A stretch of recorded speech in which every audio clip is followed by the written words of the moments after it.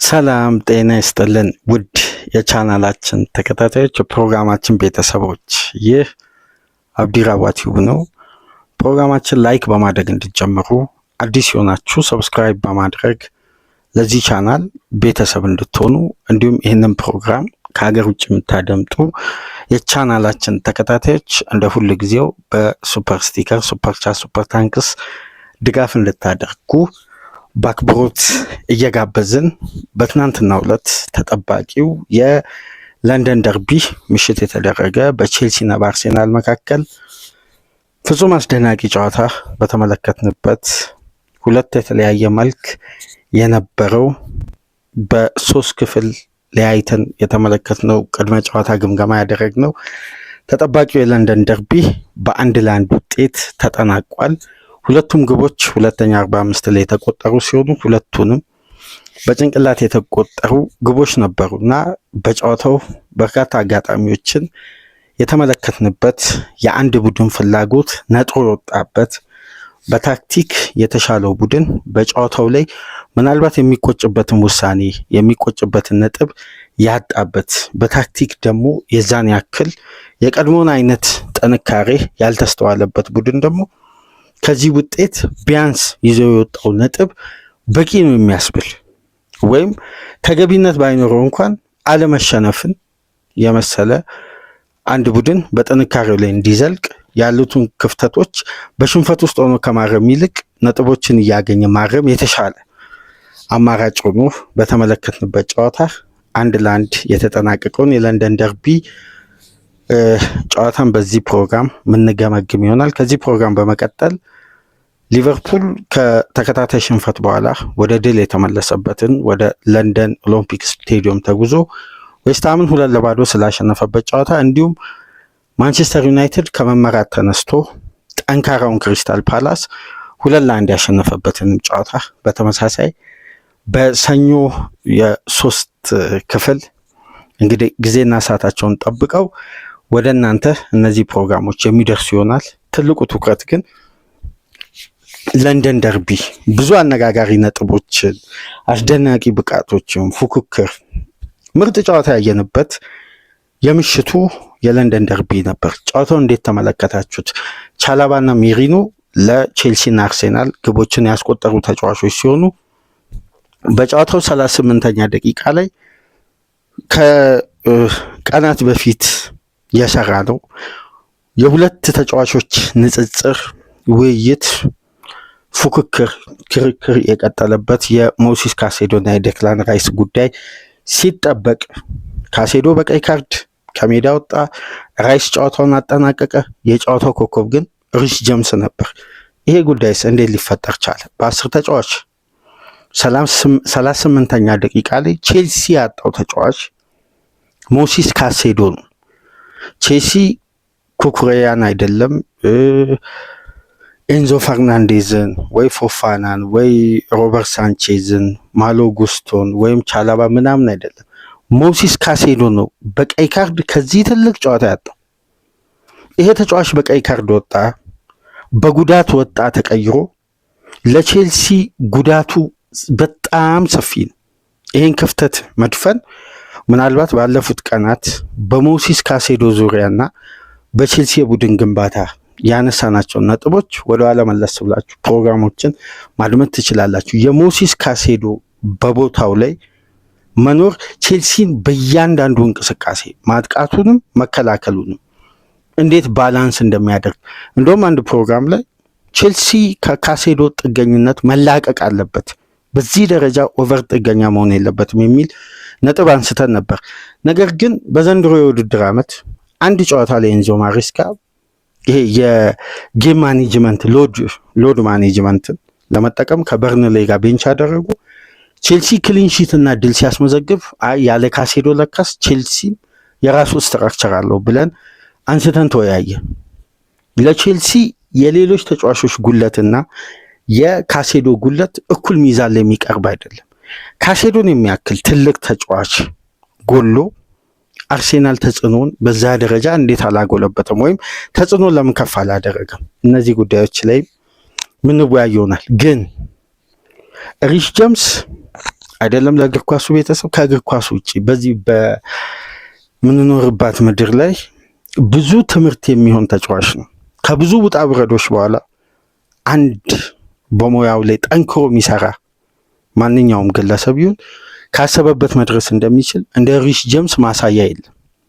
የሶፍት ቲሹ ችግር ይህም ፕሮፌሽናል ተጫዋች 100% እያንዳንዱን ደቂቃ እንዳያጠናቅቅ እያንዳንዱን ሲዝን ለክለቡም ለሀገሩም እንዳያገለግል ከ2022 የኳታር ዓለም ዋንጫ 2024 ዩሮ እነዚህን ሁሉ አገሩን እንዳይወክል በቡድን እንኳን በአንድ የውድድር ዓመት ሲዝኑን በልዩነት የማጠናቀቅ በጣም አድካሚና አሰልቺ ጉዳት በኦቨርሎድ በጌም ማኔጅመንት ካልተደረገ ተጫዋቹ ለእያንዳንዱ ጨዋታ ፊትነሱን መጠበቅ በሚቸግርበት ወቅት አሰልቺ የነበረ የጉዳት ሪከርድ ለ6 ለ7 ወራት ከሜዳ የሚያርቁ እነዛን ሁሉ ፈተናዎች አሸንፎ መጥቶ በአምበልነት ዋና አጣማሪው ያውም በዚህ አሰልጣኝ በኤንዞ ማሬስካ አዲስ ሲስተም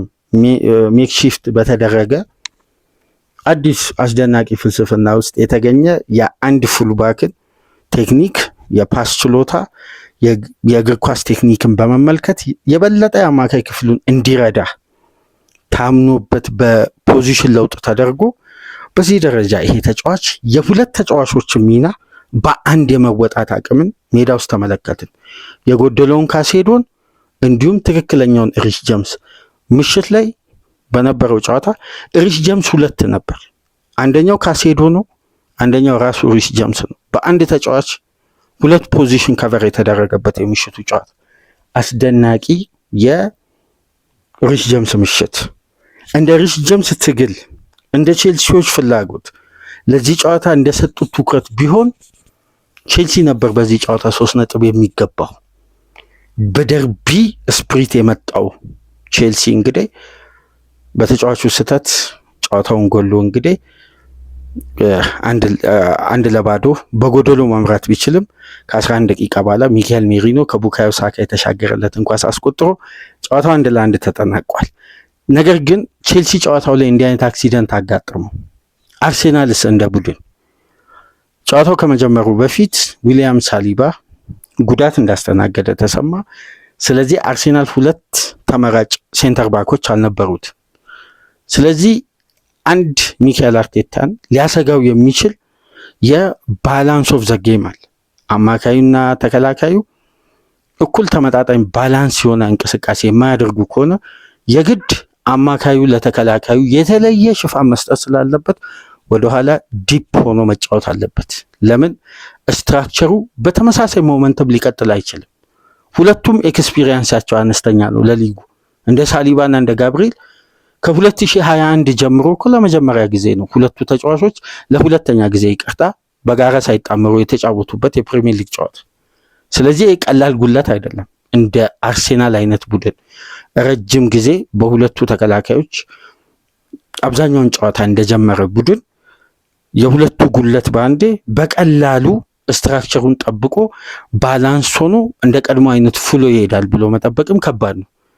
ስለዚህ የሳሊባ መጉደል በበለጠ ስጋት የገባው አርቴታ እንደነ ቲምበር ካላፊዮሪ እንደ ወትሮ ከኦቨርላፕ ፋይናል ሰርድ ከመግባት ይልቅ በበለጠ ከቼልሲ የሚመጡትን የማጥቃት እንቅስቃሴዎች ላይ መመከት ላይ እንዲያተኩሩና ለነዚህ 2 ወጣት ለመጀመሪያ ጊዜ ተጣምሮ ለሚጫወቱ በሊጉ ኤክስፒሪየንሳቸው አነስተኛ ለሆኑ 2 ወጣት ተከላካዮች የበለጠ ባላንስና የተለየ የመከላከል ኦርጋናይዜሽን ስለሚያስፈልግ ይሄን ወደኋላ የማዘንበልን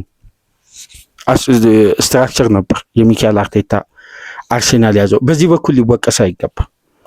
ምክንያቱም ካላቸው ኤክስፒሪየንስ ከሚያገኙት ደቂቃ አንጻር ስንመለከት የጋብሪኤል ጉለት እንደ ቡድን የሚያጎለው ኳሊቲ አለ።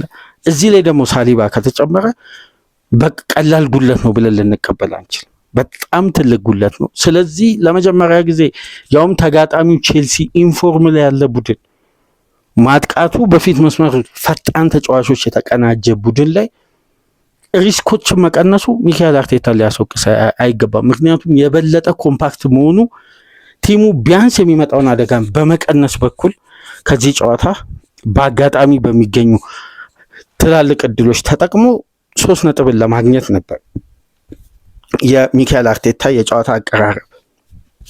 ሁለቱም በየራሳቸው መንገድ ቀርበው እንግዲህ ጨዋታውን በተሻለ ሁኔታ ተንቀሳቅሷል ብለን ከነጠልን ግን ቼልሲ ክሬዲቱ ሊሰጠው ይገባል። እንደ ቡድን ጉለት ያላስደነገጠው በራስ መተማመን በጨዋታው ይዘው የመጡትን ፕላን ላለመቀየር ሲሉ ኤንዞ ማሬስካ ምናልባት በተቃራኒው ለሚካኤል አርቴታ ትላልቅ አድቫንቴጆችን ሊከፍት የሚችል ትላልቅ ሪስኮችን በወሰዱበት ጨዋታ አርሴናል ሪስክን ታርጌት ከማድረግ ይልቅ ይሄ ይዘው የመጡትን የኮምፓክት ስቴፕ ለማስቀጠል መሞከሩና ከሆኑ ደቂቃዎች በኋላ ግን ወደዛ ሪስክ ሲገባ አርሴናል በደም ተጫነ። ግን ተጫዋች ሜዳ ውስጥ በሞመንተም ውስጥ በቆየ ቁጥር ይዞ የሚመጣቸው የራሱ የሆነ የቴክኒክ አቢሊቲ አለ እና ዘግይቶ የወሰናቸው ውሳኔዎች ዋጋ አስከፍለውታል። ቀደም ብሎ መወሰን የሚችላቸው አንዳንዴ ትላልቅ ጨዋታ ላይ እኮ ክለቦች የሚወስዱት ሪስክ የጨዋታው ልዩነት 3 ነጥብን ለማግኘት ይሄ ደፍረው የሚወስኑት ውሳኔ በአብዛኛው ክለቦችን ወሳኝ 3 ነጥብ ሲያገኙ እንመለከታለን። ግን ኤንዞ ማሬስካን አለማድነቅ፣ ሪስ ጀምስን አለማድነቅ፣ የቼልሲ ወጣት ስብስብን አለማድነቅ አይቻልም። በምሽቱ ጨዋታ ታጋይነት፣ ፍላጎት፣ የደርቢ ስሜት፣ ስፕሪት፣ አለመደናገጥና በጀመሩት ቴምፖ ጨዋታ መጨረስ ያውም በ10 ተጫዋች ይህ ፍጹም ሊደነቅ ይገባል። መከላከሉም ማጥቃቱም እንዴት እኩል ባላንስ ሊሆን ይችላል? ያውም የክለቡ ምሰሶ በወጣበት ጨዋታ ይሄ ለቼልሲ አስደናቂ ጨዋታ ነው። የበለጠ እንደውም አንድ የቢቢሲ 5 ሪፖርተር አሌክስ ኩክ ምሽቱን በቢቢሲ 5 ጨዋታውን ሲያስተላልፍ የነበረ ጋዜጠኛ እንደሚለው ከሆነ ቼልሲዎች ናቸው ሊቆጩ የሚገቡት ከዚህ ጨዋታ፣ አርሴናል አይደለም። አርሴናል እድለኛ ነው 1 ነጥብ በማግኘቱ የሚል አስተያየት ሲሰጥ ነበር በኤክስ ገጹ ላይ እና ይህን ጨዋታ እስቲ እንዴት ተመለከታችሁት?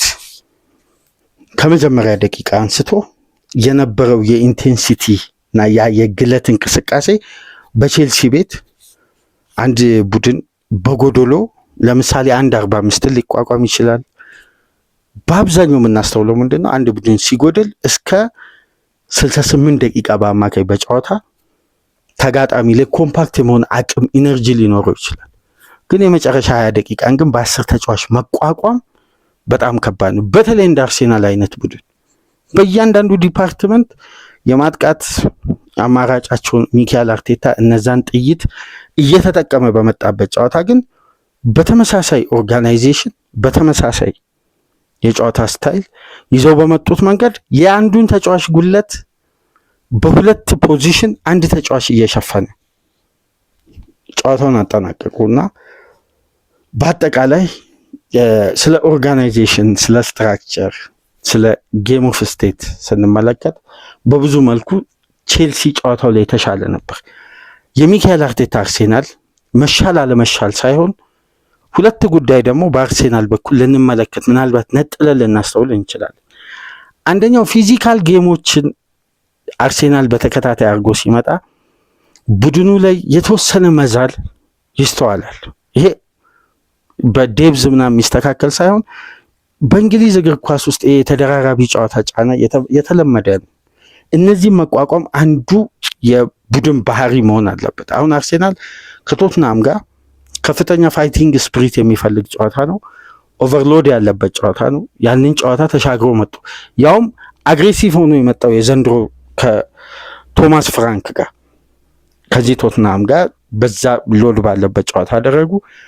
በበለጠ ደግሞ ኮምፓክት ሆኖ መከላከሉ ኦርጋናይዝድ ሆኖ ይሄ በጨዋታ ላይ ምንም አይነት ስህተትም ሆነ ጌም ኮንሰንትሬሽን ሳይዛነፍ በተቀናጀ ሁኔታ ጨዋታን በትኩረት የሚጠናቀቅበት ደግሞ የባየር ሙኒኩ ምሽት ነበር።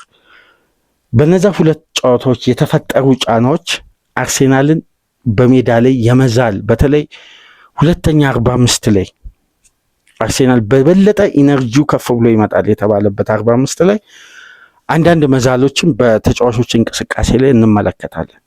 ተቀይሮ የገቡ ተጫዋቾች ሞር ኢነርጀቲክ ሆነው ስለታዩና አንዳንድ ተጫዋቾች ምክንያቱም በአንድ ሳምንት 3 ጨዋታ ማለት ነው። የዛሬ ሳምንት አርሴናል፣ እሁድ ሳምንት ቶትናም ነበረው፣ ሮብ ሙኒክ ነበረው፣ እሁድ እንደገና ቼልሲ። ከ9 ነጥብ 7ቱን ማሳካቱን ለሚካኤል አርቴታ ምርጥ ውጤት ነው። እንደ ተጋጣሚው አይነት ከተመለከትን የቡድኑን ደግሞ ፐርፎርማንስ ካየን ደግሞ የተወሰኑ መዛሎች አሉ። ይሄ የሪከቨር ጊዜ ማነሱ የበለጠ ክለብ ላይ የሚፈጥረው ጫና አለ እንደ ቡድን።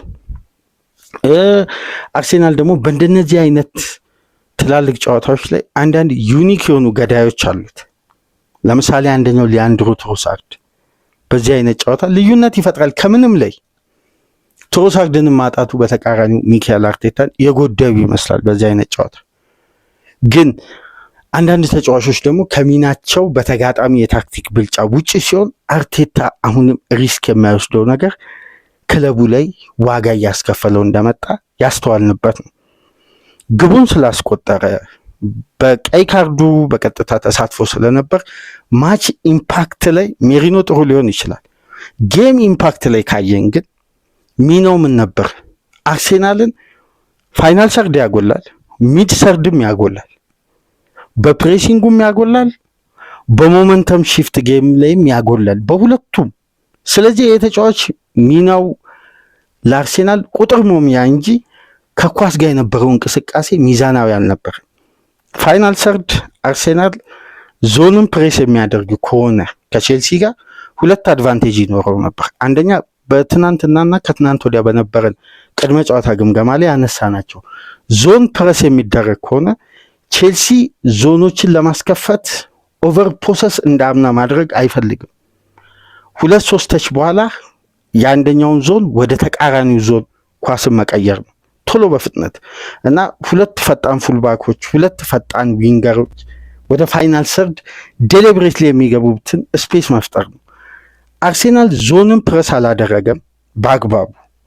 ምክንያቱም ቼልሲ ይሄ የትራንዚሽን ኳሶችን 19 ጊዜ በተሳካ ሁኔታ ምሽት ላይ አያጠናቅቅም ነበር እስከ ፋይናል ሰርድ ድረስ። ዞንን ብቻ ሳይሆን ማን ቱ ማን ፕረስ በሚደረግበት እንቅስቃሴ ላይ ፋይናል ሰርድ ለምሳሌ በሊጉ በዘንድሮ የውድድር ዓመት የፈረንጆቹ 2025 ከገባበት ጊዜ አንስቶ ቼልሲ እንደ ቡድን ትላልቅ ስህተቶችን በተናጥል ከሰራባቸው ስህተቶች መካከል አንደኛው ግብ ጠባቂ ነበር። 9 በግብ ጠባቂ ስህተት ግብ ያስተናገደ በ5ቱ ትላልቅ ሊግ 2025 ከገባ በኋላ ቼልሲ ነበር ቀዳሚ። ግን እነዛን ስህተቶች ካስተዋልን ተቃራኒ ፋይናል ሰርድ ላይ በሚፈጥረው ይሄ በሃይ ኢንቴንሲቲ በሃይ ፕረስ ከፍተኛ ጫና ፋይናል ሰርድ ላይ ሲያደርግ ነው። አርሴናል እንደ ቡድን ከባየር ሙኒክ ጋር ይሄን ጉዳይ ተግብሮ ኢፌክቲቭ ሆኗል። ከቶትናም ጋርም 100% ኢፌክቲቭ ሆኗል። ያውም ኢዜ በተገቢው ሰዓት ተገቢውን ኤሪያ በበለጠ ሎው ብሎክ በሆነ ቡድን በቶትናም ላይ የበለጠ ኮምፓክት ለመሆን ተመሳሳይነት ባህሪ ያላቸውን ቤንታንኩርንና ጆ ፓውሊኒያን ይዞ በገባ ቡድን ላይ ሃትሪክ ሰርቷል።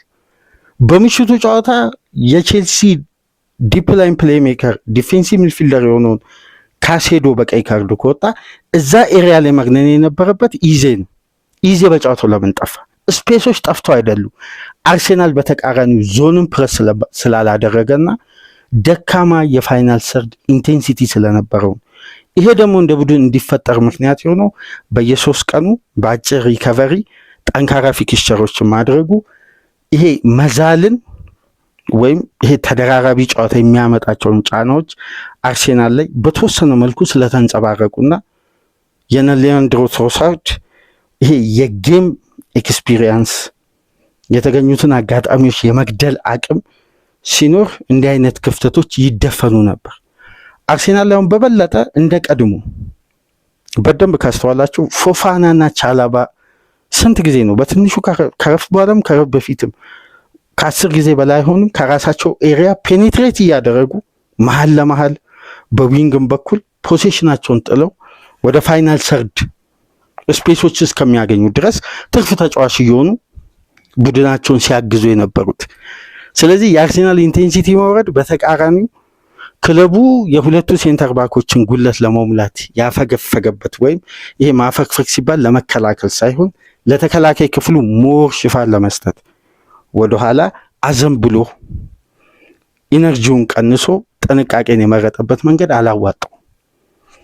በበለጠ አርሴናል ከራሱ ሜዳ ወጥቶ ሲጫወት ግን እንዴት ዞኖችን ብሎክ አድርጎ ኳስን በሃይ ፕረስ ኢንተርሰፕት እያደረገ ቶሎ በሃይ ተርኖቨር እንዴት ስፔሶች እየፈጠረ እንደሚያስቆጥር በቅርብ ጊዜያት ውስጥ እያየን ነው። ያ ጨዋታ ያ ባህሪ አለመኖሩ አርሴናል በጨዋታው ላይ የቀዘቀዘ ኢንቴንሲቲ ማሳየቱ የበለጠ ዋጋ ያስከፈለው ይመስላል።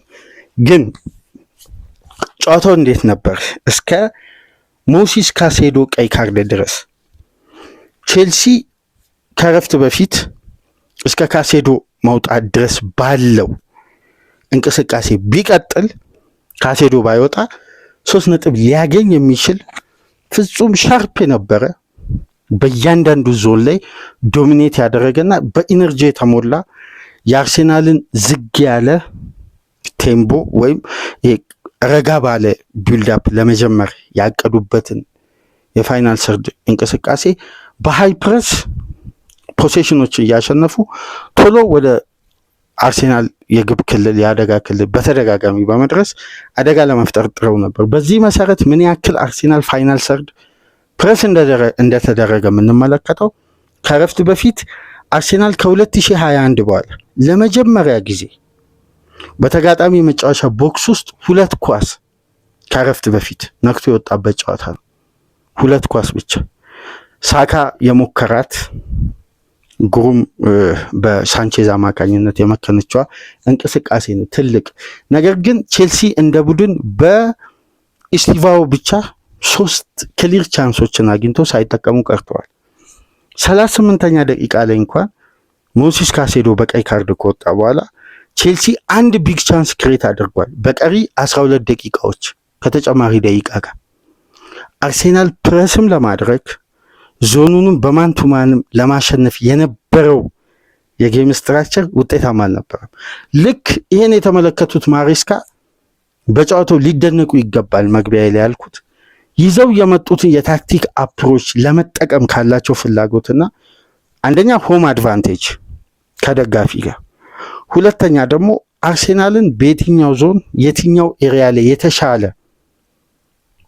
ኦቨርሎድ በመፍጠር አድቫንቴጅ ሊወሰድ እንደሚችል የተረዱት አሰልጣኙ ሪስ ጀምስን የደብል ፒቮት ስትራክቸሩ ዋና ብቸኛ ተናጠል ተጫዋች አድርገው በበለጠ ኤንዞ ፈርናንዴዝ ፋይናል ሰርድ ላይ በ10 ቁጥር ከነበረበት ሚና ይልቅ ወደኋላ ያዘነበለው አንድ ስቴፕ እንጂ ደብል ፒቮት ስትራክቸር አልሰራም። በደንብ ካያችሁ እኮ ኤንዞ ፈርናንዴዝ ወደ ግራ ዘንብሎ ይጫወት ነበር አብዛኛውን ደቂቃ። ዲፕ ላይን ፕሌይ ሜከር አልሆነም። በቢልዳፑን በኩል አይሳተፍም ነበር። ኳስን ለአርሴናል ትተው ዞኖችን በማጠር ፕሬሲንጉም ኦርጋናይዜሽኑም የተሟላ የነበረው ቼልሲ በዚህ ስትራክቸር ነው የቀጠለው። ስለዚህ አርሴናል አደጋ ለመፍጠር ዞኖችን በማሸነፍ በኩል የበለጠ ለምንድን ነው በጨዋታው ላይ ወደ አርቴታ የግራኝ እግር ተጫዋቾችን ማብዛት የፈለገው? ዞንን ለማሸነፍ የግራኝ እግሮች ይሄ ስሩ ፓስ በአብዛኛው ላይን ብሬኪንግ ፓስ ውጤታማ ነው። ሳካ ነበር፣ ኦዲጋርድ ተጨመረ፣ ማድዌኪን በግራ ክንፍ ጨመረ። በእነዚህ ተጫዋቾች ስሩ ቦልና ይሄ ዞንን ለማሸነፍ ቴክኒካሊ የተሻሉ የሆኑ የግራኝ እግር ተጫዋቾችን ማብዛት ግን ከሜሪኖ ይልቅ በጨዋታው ላይ ኑዋኔሪ የተሻለ ፈጣንና አንደኛ የድሪብል ስኪል ቅልጥፍና በአካል ብቃትም በድሪብልም በፋይናል ሰርድ እንቅስቃሴም የተሻለ ነው። ተቀላጥፎ እዛ ጋር አንድ በድሪብል ቢያንስ ተጋጣሚን ስህተት ውስጥ መክተት የሚችል አቅም አለው በትንሹ እንኳን። ያንን ሪስክ አለመውሰዱ ሞሪኖን ያን ደቂቃ ሁሉ መታገሱ ይሄ በጨዋታ ውስጥ ያለ ተጫዋች ነገር ግን በእንቅስቃሴ ቡድንን የሚያጎል የራሱን ቡድን እንደዛ ነበር። ኦፍ ዘ ቦልም ከኳስም ጋር ውጤታማ ለመሆን በዚህ ኦርጋናይዜሽን እንግዲህ ቼልሲ ሁለተኛው 45 እንደተጀመረ ሪስ ጄምስ ክሮስ ያደረገውን ከኮርና ኳስ ቻላባ አስቆጥሮ ቼልሲ ቀዳሚ ሆነ። አንድ ነገር የታዘብነው ግን በቻላባ ግብ ላይ አርሴናል በሴት ፒስ ማስቆጠርም መከላከልም ላይ ጠንካራ ከሆነባቸው ዋነኛ ምክንያቶች መካከል ሳሊባና ጋብርኤል እንዲሁም ካይ ሃቨርት የሴት ፒስ ዞኖችን በአግባቡ ዲፌንድን ማድረግ ማጥቃትም ላይ ውጤታማ ስለሆኑ ይሄ የሴት ፒስ ቴክኒክ መጀመሪያ ከሊጉ ጅማሮ አንስቶ ስንከራከር የነበርንበት አርሴናል የሴት ፒስ ቡድን አይደለም ስንል የነበረው አሁን ዋነኛ ምክንያት ትናንት ላይ ሌላ ማረጋገጫ ነው የተመለከትነው። አርሴናል ለምን ሴት ፒስ አስተናገደ? የሴት ፒስ ቡድን ከሆነ ሙሉ ቡድኑ ሴት ፒስ ላይ ጥንካሬ ሊኖረው ይገባል። ቴክኒካሊ ግን የተሻሉ ተጫዋቾች ሲኖሩ ሜዳ ውስጥ ጌም ኦፍ ስቴት ነው የማሸነፊያ አድቫንቴጅ መውሰጃ ተጋጣሚ ላይ የተለየ በዩኒክ የሆነ አንድ አይደንቲቲ በዩኒክ የሆነ አንድ የጨዋታ ስልት ጨዋታው ላይ አድቫንቴጅ ለመውሰድ እና ጨዋታን ለመግደል እንደ ጨዋታው አስፈላጊነት ክፍት ለሆኑ እንቅስቃሴዎች ኤሪያዎች በበቂ ሁኔታ ካልተከፈቱ ይህን አጋጣሚ መጠቀም አንደኛው የጨዋታ ስታይል ነው። ስለዚህ ይሄ የጨዋታ ስታይል በተጫዋቾች ላይ ጥገኛ ከሆነ የቲም አይደንቲቲ አይደለም። ለምን አርሴናል በቀጥታ ያውም በቼልሲ ከሴት ፒስ በቀጥታ ግብ አስተናገደ። የነበረው ራሱ የመከላከል ይሄ የሴት ፒስ ዞኖችን ይሄ ዲፌንድ የማድረግ ኳሊቲ የክርስቲያን ሙስኬራ ትኩረት ማጣት እንዴት ቻላባ ግቧን እንዳስቆጠረ ተመልክተናል። ስለዚህ አርሴናል በሴት ፒስ የመገንባት ጉዳይ ሳይሆን ዩኒክ የሆነ የጨዋታ ስታይል ነው ሜዳ ውስጥ አንድን ቡድን ለማሸነፍ በተለይ ከዛ ቡድን ድክመት መነሻ በማድረግ ከ11 ደቂቃ በኋላ በ2024 አምና ኖቬምበር ወር ላይ በሊጉ አሲስት ማድረግ የቻለው ሳካ ለመጀመሪያ ጊዜ አሲስት አደረገ በግሩም ሁኔታ እና ሚካኤል ሜሪኖ በሄዲንግ አስቆጠረ። አርሴናል ወደ ጨዋታ ተመለሰ። 1-1 ነው። ከዚህም በኋላ ያለው ጌም ኦፍ ስቴትን ስናይ ኤበሪሼ ኤዜን እስቲ በአንድ የአርቴታ የታክቲክ ሪስክ አለመውሰድና ይህን ተጫዋች ሜዳ ውስጥ ያባከነበትን የጨዋታ መንገድ እንመልከት። ኢዜ ተጋጣሚ ጥብቅ በሆነበት ጨዋታ ላይ አሁን አብዛኛው አስተያየት የሚሰጡ የእግር ኳስ ተመልካቾች ጥብቅ በሆነ ጨዋታ ላይ ኢዜ አይመቸውም ይላል። ኢዜ በጣም የሚመቸው ጥብቅ የሆነ ጨዋታ ነው። ምክንያቱም ከኳስ ጋር ቴክኒካሊ ኤሪያዎችን መፈለግ የሚቸገር ተጫዋች አይደለም። የቴክኒክ አቅሙ የትኛውንም ኤሪያ ክሬት ያደርጋል። በተለይ ቢልድ አፕ የተሳካ ጨዋታ ካለ አርሴናል ሞመንተሙን ከጠበቀ ኢዜ ከየትኛውም ኤሪያ ላይ ቻንስ ክሬት ያደርጋል። እሺ የሲቲ የመጨረሻ 35 ደቂቃ ከፍተኛ ሎው ብሎክ ተጠቀመ። 5-0 ነው አይደል? በዛ ጨዋታ እንዴት ነው ለማርቲኔሊ ያችን ኳስ ክሬት ማድረግ የቻለው? ኖቲንጋም ፎረስት ጋር ሊድስ ጋር እነዛ እድሎች እንዴት ኖቲንጋም ፎረስት ጋር በነበረው ጨዋታ እነዛ ቻንሶች እንዴት ክሬት ተደረጉ? ከቶትናም ጋር እንዴት አትሪክ ሰራ? የበለጠ ሎው ብሎክ ሊያውም በባክ ስሪ የሎው ብሎክ ቡድን ለኢዜ ይመቸዋል እንጂ ኢዜ ስፔሶች በሌሉበት ጨዋታ ላይ የበለጠ ስፔስ ይፈጥራል እንጂ ስፔስ የሚፈልግ ተጫዋች አይደለም። ቴክኒካሊ ግን ሚካኤል አርቴታ አንድ የትራንዚሽን ሞመንተም በጨዋታው ላይ ሳይፈልግ ታክቲኩን አበላሸበት። በጊዜ ሪሽ ጀምስ ላይ ዙቢመንዲ ፋውል ሰራ። ፖዚሽኑ ሪስክ አለው። እዛ ኤሪያ ላይ ቼልሲ በተደጋጋሚ ኦቨርሎድ እየፈጠረ ነው። ስለዚህ ሪስክን ይዞ ሜዳ ውስጥ መቆየት በተመሳሳይ ኒውሜሪካል አድቫንቴጁን ድጋሚ ሊያጣ ስለሆነ ዙቢመንዲን ቀይሮ ያስወጣ። ስለዚህ የአርሴናል ፎርዋርድ ፓስ ዞን ላይ ትኩረት ያደረገው እንቅስቃሴ በአንዴ ተቆረጠ። ለምን? ራይስ የፔኔትሬሽን እንቅስቃሴ እንጂ ከራሱ ዞን ላይ ኳስን ማስጀመር አይችልም። ቴክኒካሊ ዲያጎናል ኳስ እንጂ ፎርዋርድም ይሄ ወደ ላይን ብሬኪንግ ፓስም የትራንዚሽን ኳሶችን ማስጀመር አይችልም። ስለዚህ ኢዜ ጋር የሚደርስ የኳስ ቁጥር እጥረት ስላለ ይሄ ተጫዋች ኳስ ሳይደርሰው በየትኛው ኤሪያ ላይ ቻንስን ክሬት ያደርግ፣ ፋይናል ሰርድ ላይ በቂ ኳሶችን ያገኝ፣ እንዴት የፋይናል ሰርድ ያለቀላቸውን ሞመንቶች እንዴት ክሬት ያደርግ። የኢዜ መቆረጥ ማርቲኔሊንም አብሮት ይዞ ጠፋ። በዚህ እንቅስቃሴ ላይ ደግሞ የኢዜ ፖዚሽን ላይ ደብል እያደረገ ማለት ያለፉትን የሙኒክና የቶትናም ጨዋታ የሜሪኖ ታክቲካል ዲሲፕሊን ያደነቅንበት አንደኛው ምክንያት ወደ ዊንገሮች እየወጣ ኦቨርሎድ ይፈጥራል። ለሳካም ለማድዌክም ይሁን ለትሮሳርድም ኦቨርሎድ ይፈጥራል ወደዛ እየተጠጋ። ነገር ግን የኢዜን ኤሪያ ዊንገሮችን ለማገዝ ሲወጣ አንደኛው የፋይናል ሰርድ የራሱ የተጋጣሚ 6 ቁጥር ተጫዋች ሜሪኖን ተከትሎ የግድ ወደ ዊንግ ማውጣቱ አይቀርም። ያኔ ለኢዜ ስፔሶች ይከፈቱና ልክ እንደ ቶትናሙ ጨዋታ ፓውሊኒያንም ቤንታንኩርን ወደ ቀኝ ወደ ግራ እየወሰደ በታይሚንግ ያንን ኤሪያ ክሬስ ሲያደርግ እየጠበቀ ኢዜ እያስደገፈ 3 ግብ አስቆጠረ። በትናንትናው ጨዋታ ግን ዊንግ ታርጌት አልተደረገም። ምክንያቱም ወደ ዊንግ በፓሲቭ ፓስ እና ይሄ ባውንስ ባክ በሚለው የአርሴናል የዘንድሮ የውድድር ዓመት ስፔሶችን በዙቢሜንዲ አስደናቂ ቴክኒክ በግራም በቀኝም ሁለቱም ኤሪያዎችን በደንብ ኳስን የሚያደርስበት እንቅስቃሴ በተፈጠረባቸው ኦቨርሎድ አንደኛ ለተከላካይ ክፍሉ በሚሰጠው ካለፉት ጨዋታዎች በበለጠ ሽፋን እላዩ ላይ ካርድ ሲመለከት ቦታው ላይ የተፈጠረው ኦቨርሎድ ወደ ሪስክ ተቀየረ። ስለዚህ አርቴታ ሪስክን ይዞ ከመቀጠል ብሎ ዙቢሜንዲን ሲያስወጣ ሜሪኖ እየተመለሰ የሚጫወተው የኢዜ ፖዚሽን ላይ ሆነ። ኢዜ ነፃነት አጣ፣ ስፔስ አጣ። ኳስም ወደ እሱ ጋር አይደርስም። ኳሶቹ ይቆረጣሉ። አማካይ ስፍራ ላይ ዱዌሎች እየተሸነፉ ናቸው። ሜሪኖ ወደ ኋላ ተመልሶ በሱ ኤሪያ ላይ እኩል ታይት ማርክ ሆነዋል። ስለዚህ ኤሪያዎች ይጠባሉ።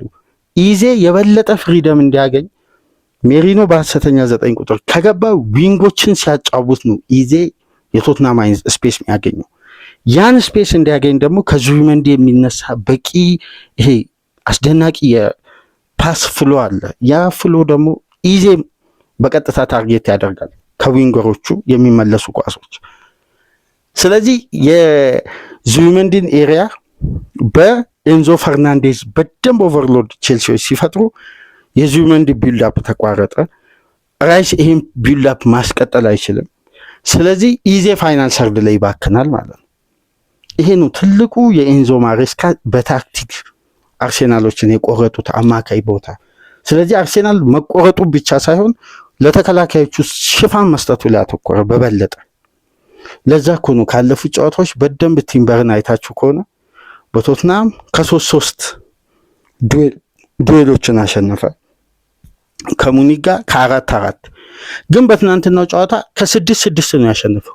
ከሁለቱም ጨዋታ ዱዌሉ ይበልጣል። አብዛኛውን ዱዌል ግን ያሸነፈው በራሱ የመጫወቻ ክልል አልነቀለም። እንደ በፊቱ ሳካን ለማገዝ በደንብ አልሄደም። ምክንያቱም ደግሞ ተከላካዩ ለሚፈጠረውን ኦቨርሎድ ለመቀነስ በይበልጥ ጥንቃቄ ወደኋላ እንዲያዘነብ ነው። ለዛ ነው ከአርሴናል ተጫዋቾች ቲምበር በምሽቱ ጨዋታ የተሻለ ተጫዋች ሆኖ ያጠናቀቀው። በዚህ መልኩ ነው እንግዲህ የኤንዞ ማሬስካ ቼልሲ ጎዶሎ ሆኖ ይህን ታክቲክ ማስቀጠሉ እንዴት አይደነቅም። ወሰዱ፣ ሪስክን ይዘው የመጡትን ፎርሜሽን ለመፈጸም ወሰኑ። ግን ከምሽቱ ታክቲካል ውሳኔ ውስጥ በእጅጉ ያስደነቀኝ የኤንዞ ማሬስካ ትልቁ ውሳኔ ጆ ፔድሮ ፊዚካሊ በሂንካፔ እና በሙስኬራ በተደጋጋሚ ይሸነፋል።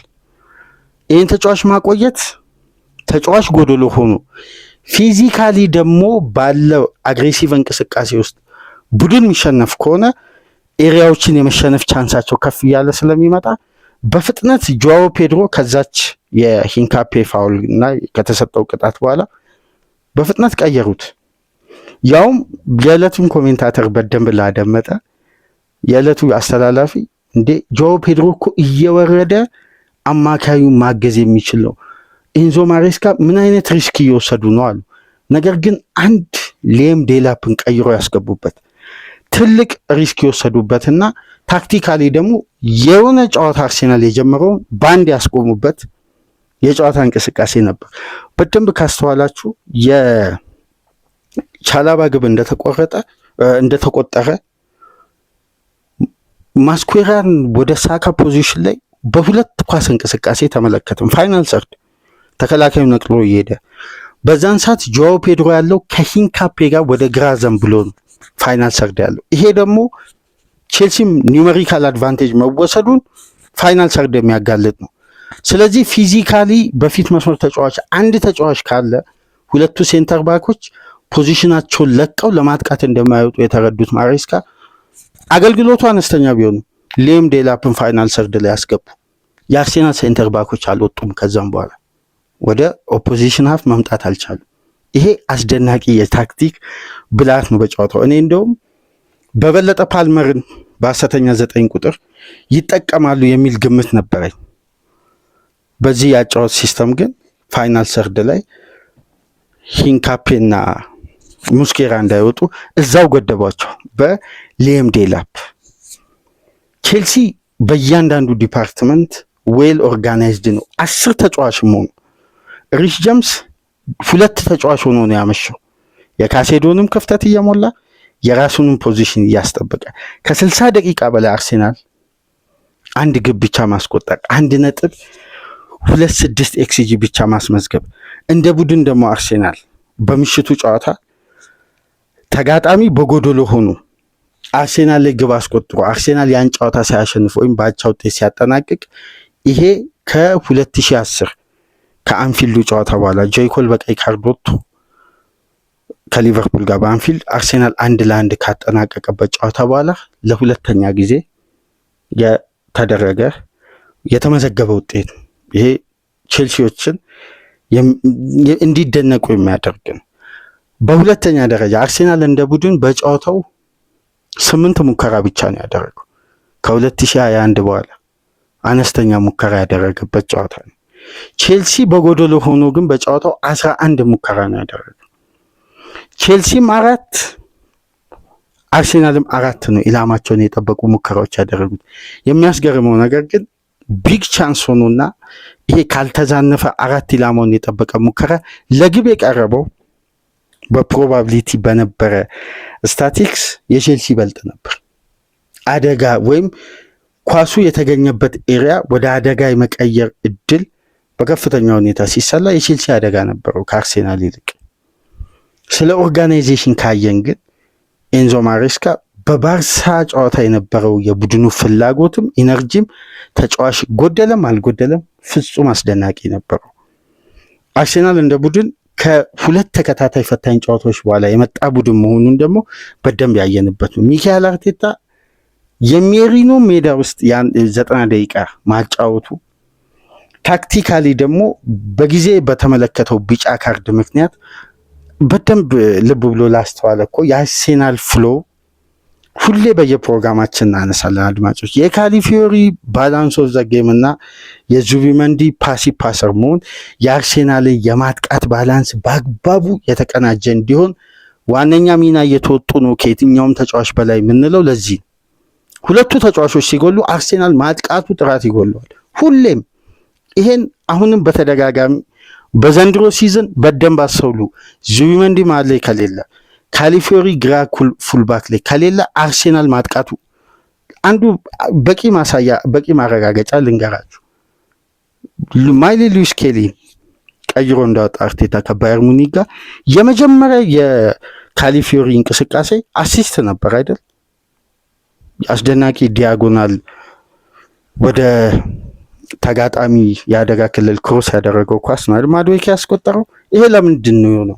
የመጀመሪያው ምላሽ ሊያገኝ የሚችል የአርሴናል ማጥቃት በቡድን እንቅስቃሴ አደረጃጀት ቢልድ አፕ ላይ በቀጥታ የሁለቱ አስደናቂ የኳስ ክህሎትን በቀጥታ ይጠቀማል። ሽግግሩም ማጥቃቱ ሁለቱ ተጫዋቾች በጊዜ ሲቀየሩ አርሴናል ብዙ ተቾችን ያደርጋል ለማጥቃት እንጂ በአጭር ተች ትላልቅ እድሎችን ለመፍጠር አይሞክርም። ምክንያቱም ትራንዚሽኑ ባላንስ ሆነው በሁለቱ ተጫዋቾች ነው። ግን ስለ ሪሽ ጀምስ በመጨረሻም ላንሳላችሁ። የዚህ ጨዋታ ኮከብ ለምን እንደተባለ ይሄ ጨዋታ የሪሽ ጀምስ ነው። ይህን ጨዋታ ብቸኛ ምንድን ነው የለየው ካለን ሪሽ ጀምስ ነው የለየው ነው የምንለው።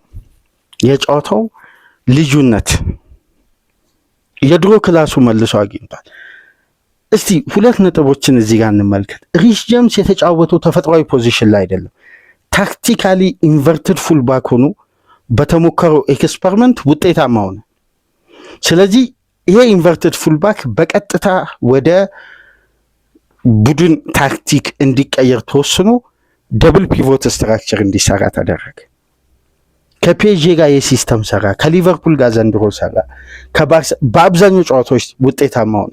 ሪስ ጄምስ እንዴት የቀድሞ ፐርፌክሽን ላይ እንደደረሰ አሁን ትክክለኛ አምበል ደርቢ የሚፈልገውን ወኔ ካራክተር ቴክኒካሊም ታክቲካሊም የተላበሰ እንደ ሪስ ጄምስ ምሽት ላይ ቆሞ ለማጨብጨብ በዚህ ደረጃ አርሴናል ላይ በሃይ ኢንቴንሲቲ ያ ሁሉ የፊትነስ ችግር ያለበት ያ ሁሉ የጉዳት ሪከርድን በዚህ ኢነርጂና ፍላጎት 90 ደቂቃ ሎድ ማኔጅመንቱ እኮ በቼልሲ የሕክምና ባለሙያዎች ሲደረግለት የነበረውን እኮ እናስታውሳለን።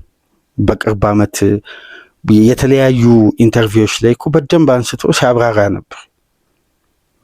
የሪስ ጄምስ ፊትነስ አሳሳቢነቱ ከየትኛውም ጊዜ በላይ እኮ የከፋ ነበር ያለፉት ጊዜያት።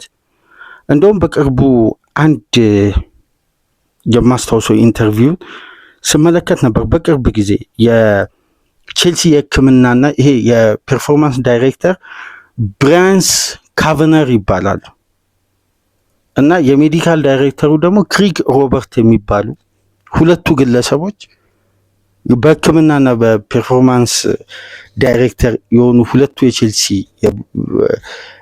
ስራ አስኪያጆች ዶክተሮች በቅንጅት ከኤንዞ ማሬስካ ጋር ስለ ጌም ኦቨርሎድ፣ ስለ ጌም ማኔጅመንት፣ ስለ ሪስ ጄምስ አሁን በአንድ ሳምንት ቼልሲ እንደዚህ አይነት 3 ጨዋታ የሚያደርግ ከሆነ አንዱ ጨዋታ እንዲዘለው ማድረግ ወይም የዛን ጨዋታ አንደኛውን ሀፍ ብቻ እንዲጫወት በዚህ አይነት ኬሚስትሪ ነው የመጣው። ትልቅ ስራ ተደክሞበት ትልቅ ልፋት ተለፍቶበት የመጣ እንዲህ አይነት አስደናቂ የሪስ ጄምስ ፕሮፌሽናሊዝም ጨዋታው ላይ እኮ ለንደን ደርቢ እንዲመስል የሪስ ጄምስ ፍላጎት፣ ወኔ፣ አልሸነፍ ባይነት፣ ተነሳሽነት የቡድኑ ተጫዋቾች እንዴት ነበር የሱ አስተዋጽኦ ሲያነሳሳቸው የነበረው። አሲስት አደረገ፣ 2 ቢግ ቻንሶችን ክሬት አደረገ፣ 2 ኪ ፓሶችን በጨዋታው በተመሳሳይ 4 ክሮሶችን አድርጎ 3ቱ በተሳካ ሁኔታ ተጠናቀቁ። 32 ካደረጋቸው ፓሶች ውስጥ 28ቱ በስኬት ተጠናቀቀ። እንዲሁም በተጋጣሚ የመጫወቻ ክልል ውስጥ ካደረጋቸው 15 ፓሶች ውስጥ 13ቱ በስኬት ተጠናቀቁ። በራሳቸው ሀፍ ደግሞ በተደረገ በተመሳሳይ ቁጥር አጠናቀቀ። ከ17 16ቱን በስኬት 3 ከሙከራቸው ረጃጅም ፓሶች ውስጥ 2ቱን በስኬት አጠናቀቀ። 1 ኢላማውን የጠበቀ ሙከራ ኖ ኦፍ ታርጌት ሹቶቹን ብሎክ በማድረግ 3 ጊዜ በጨዋታው በአጠቃላይ 50 ኳሶችን የነካው ተጫዋች አንድ ነው አንሳክሰስፉል ታች በጨዋታው ማድረግ የቻለው። ድሪብል 2 ሙከራ 2ቱንም ማሳካ። ፋውሎችን በማሸነፍ ፖሴሽኖችን በማሸነፍ በኩል በተጋጣሚ ታክል 3 ታክሎችን ሞከረ፣ 3ቱንም አሳካ። 2 ኢንተርሰፕሽኖችን፣ 2 ክሊራንስን በሁሉም ረገድ ሪስ ጄምስን ከተመለከትን ጨዋታው የሚመስለው ሪስ ጄምስን ነው።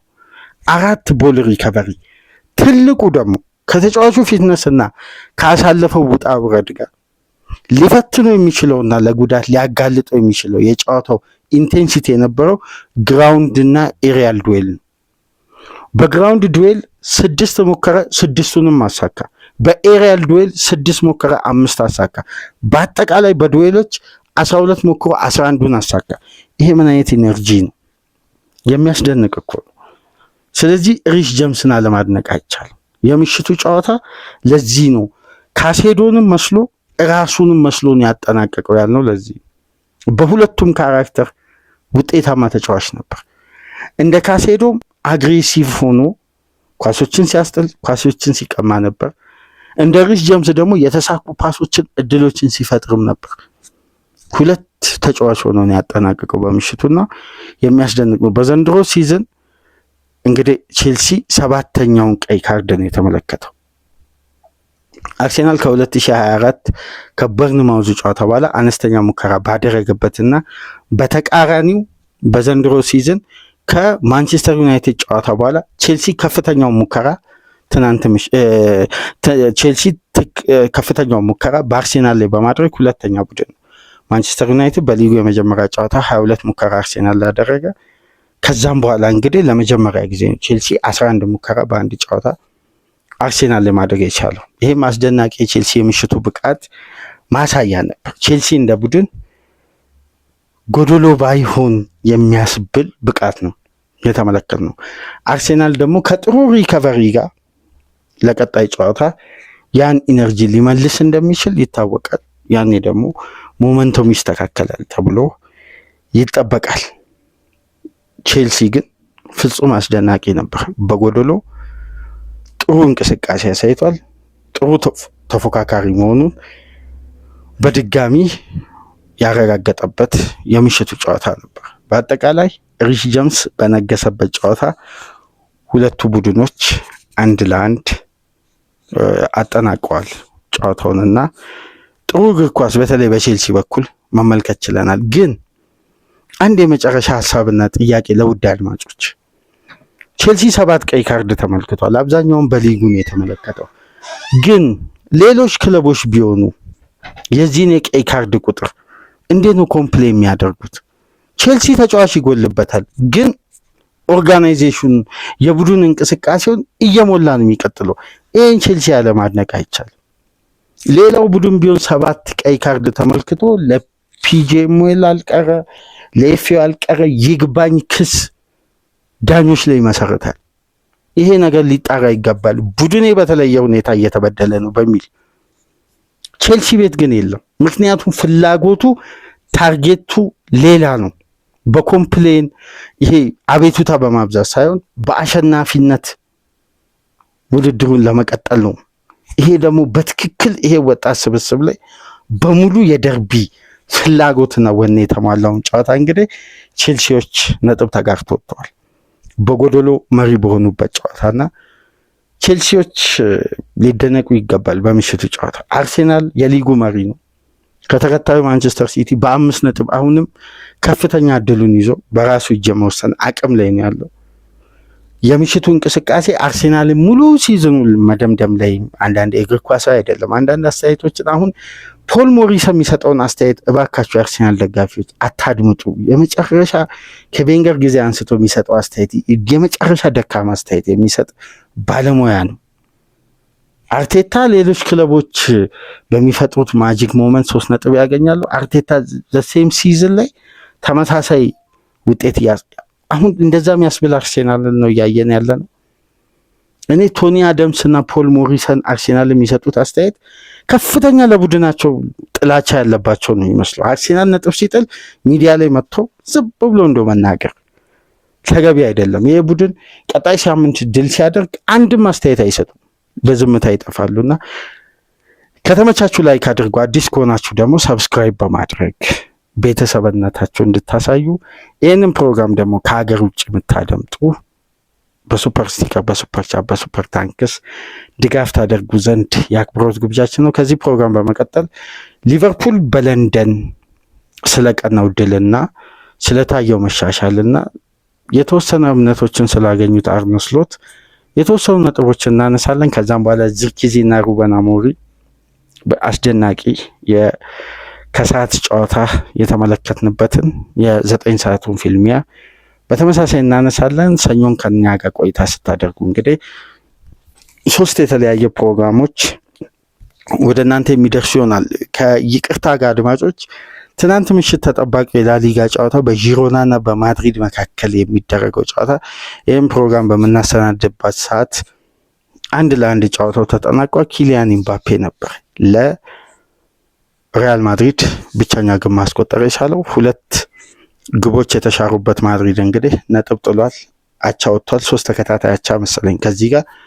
በተመሳሳይ ተጠባቂው ደግሞ በሮም የሚደረገው የናፖሊና ሮማ ጨዋታ በጆዋው ኔሬስ ብቸኛ ግብ 1-0 ናፖሊ ያሸንፏል። ናፖሊ ደረጃውን ከፍ ማድረግ ችሏል ማለት ነው። እስቲ በሊቨርፑል ፕሮግራም እስከምንገናኝ የለንደን ደርቢን በዚህ መልኩ ተመለከትን። ሰላም ቆዩ።